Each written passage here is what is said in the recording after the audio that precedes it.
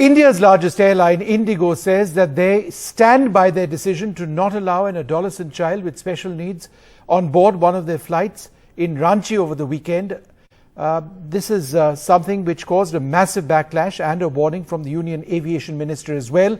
However, IndiGo says throughout the check-in and boarding process, our intent was to carry the family. However, at the boarding area, the teenager was visibly in panic.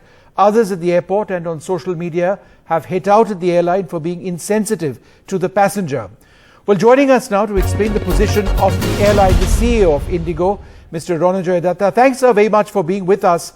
Now, sir, you'd be aware there's this article which is, it's come out on Facebook. It's a post where someone says that the parent of this child told your airline manager, do you know what it means to be a parent to a special child? Do you think as a mother I would ever let my child harm himself or anyone? Did your airline manager know more than this parent? No, of course not. Not even close, I'm sure. However, flight safety is something that we take full responsibility for. We don't outsource it to other people and take their opinions and input. And really, let me first talk about the overall philosophy of flight safety, because it's very important to understand that. We say we have these pillars, which are customer service, affordable fares, reliability, and they're very important. However, we always tell our employees that flight safety is number one. And if you're in doubt, please always err on the side of flight safety. So how do we make sure that flight safety is not just lip service, but is actually working? One is training.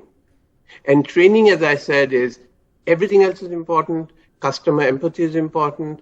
But please, you are finally responsible for flight safety. The second thing is empowerment. We don't try to second guess the captain's decision when he says, I think I should divert. Or the flight attendant's decision, I think we should evacuate. Or the airport manager's decision, I don't think we should board at this time. And remember, flight safety is a partnership between the DGCA and the airline. And the DGCA is very clear on what our responsibilities are. There are two CARs, as they call, 4.3 and 4.4. And they say very clearly, hey, airline, you are responsible for screening the passengers during the boarding. Mr. Dutta, I understand that completely, and there is nothing more important than flight safety. That's paramount. But in a situation like this, was flight safety being compromised? His parents would know how to have handled his meltdown, apparently with patience, cajoling, sternness. This is what this article says. Hugs, other passengers didn't seem to have a problem. So the flight safety concern you mentioned, what others are suggesting is that it wasn't a flight safety issue as well. The same passenger flew with you yesterday. This passenger, I'm happy to say, flew with us 50 times. Right. Over the past few years. 50 times. So then why was he stopped on this particular flight? In this particular case, he was in a panic situation for whatever reason. And if you look at flight safety, incidents happen when the crew is distracted. It's never one thing. Something happens, the crew is distracted, something more important happens, and the crew doesn't pay enough attention to it. So that is why the CARs are there.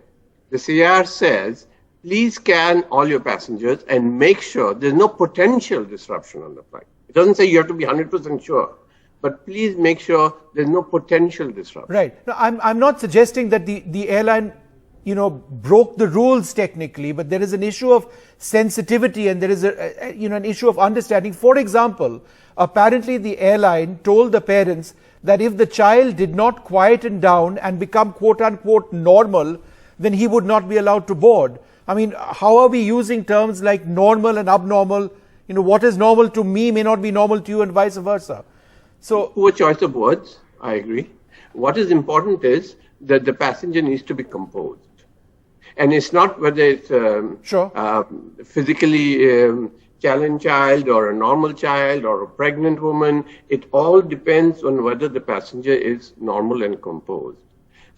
We tried our best. And after the incident, we took them to the hotel, came back the next day, no issues there. But we truly cannot compromise that. And remember again, the DGCA is going to do its own inquiry. The rules are very clear on us. We can't be violating the rules of the CAR. Could we be more sensitive? We always try to be. Let me assure you that every one of our customer service agents goes through a training on how to handle special needs people. We do a refresher every 2 years. Every airport has what we call an eye coach that studies issues like autism, sign language, spinal injuries, and they are experts in that area, and then they try and train all our employees. Do you believe, sir, that your airline manager took the right decision? I absolutely. We went through the whole process. What happened at this time? What happened at that time? I turned to our head of airport operations and I said, in this particular situation, what would you have done? He said, I'd do the same thing. I turned to our Delhi airport manager and I said, in this situation, what you would have done? He said, I would have done the same thing. So we are all consistent that we are following everything that we have learned over safety, and we never want to compromise on that. So apparently the airline manager said, or somebody in the staff of IndiGo said, behavior such as this and that of drunk passengers deems them unfit to travel. Again, it's an entirely incorrect equivalence had it been made. Well, again, I won't defend every word choice, okay? That in the heat of the moment, we can always backtrack and say we should have said this. But I think the concept is the passenger fully composed? And I think the manager is trying to say there are many situations where the passenger is not fully composed. He could have got into a fight. As I said, he could be physically ill. He could be drunk. There are many situations like that, and they all fall into the overall category of, is the customer composed? So there was a passenger on a SpiceJet flight in 2012 who won a case in the Supreme Court, Jija Ghosh. It was about the use of prosthetics and having to remove a prosthetics before a flight through the security process, etc., etc.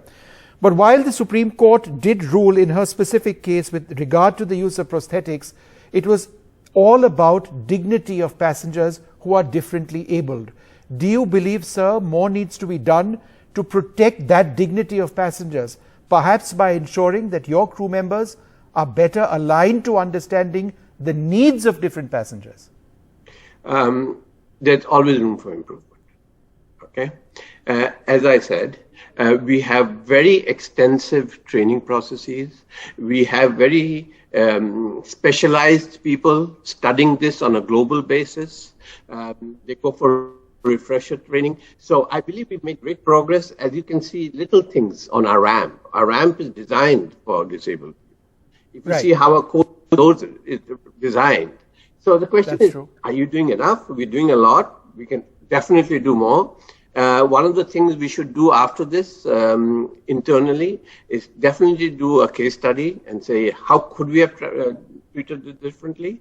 I'm happy to say that this particular family has traveled with us 50 times. I hope they'll travel with us 50 times more. This was just one unfortunate incident, but I fully stand by the decision of the airport manager in the stance he took. All right, Mr. Dutta, thank you very much for coming on board. I think it's important that all airlines are transparent, and clearly that's been the effort over here to explain your position. There is a DGCA inquiry being headed, we are told, by a 3-member team which will visit Ranchi, Hyderabad to collect evidence. Let's see what finally emerges. Thank you, sir, very much for agreeing. Thank you very much. Thank you very much indeed, sir.